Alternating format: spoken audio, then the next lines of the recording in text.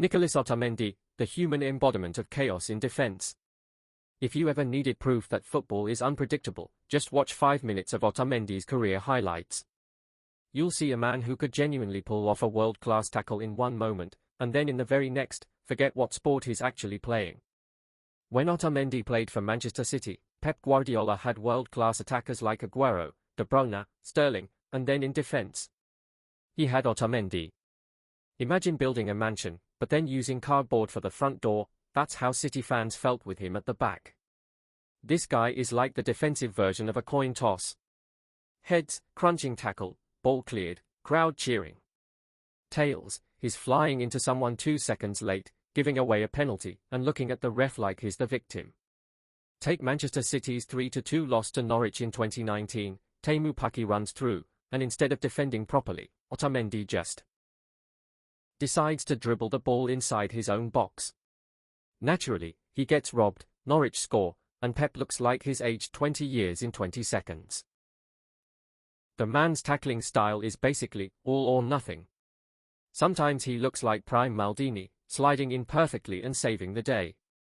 Other times, he's like a Sunday league dad who's just had 3 pints before kickoff, clattering into opponents with absolutely no regard for human life. Mario Balotelli. When you think of brain-dead and unpredictable footballers, one name instantly comes to mind: Mario Balotelli. He was the kind of player who could win you a game single-handedly, or completely self-destruct before half-time. On his day, Balotelli was unplayable. Remember Euro 2012 against Germany?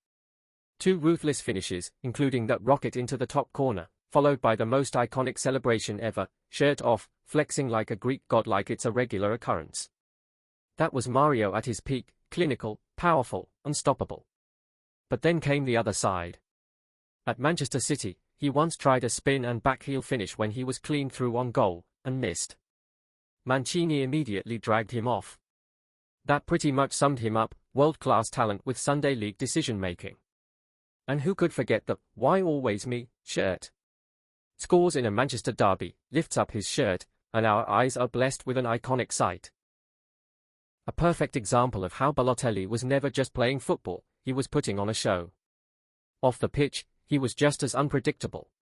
Fireworks in his bathroom, random scraps in training, handing out cash to strangers on the street, you never knew what headline you'd wake up to.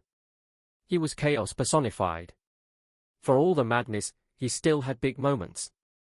His only assist in the entire 2011-12 Premier League season?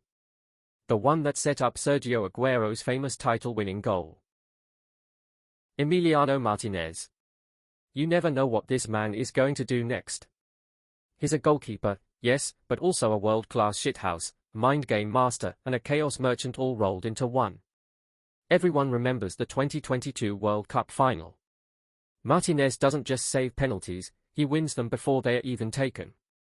Dancing on the line, throwing the ball away, staring opponents down, he turns a penalty shootout into pure theatre. Facing Emi in a penalty shootout is like trying to concentrate on an exam while someone's poking you with a stick.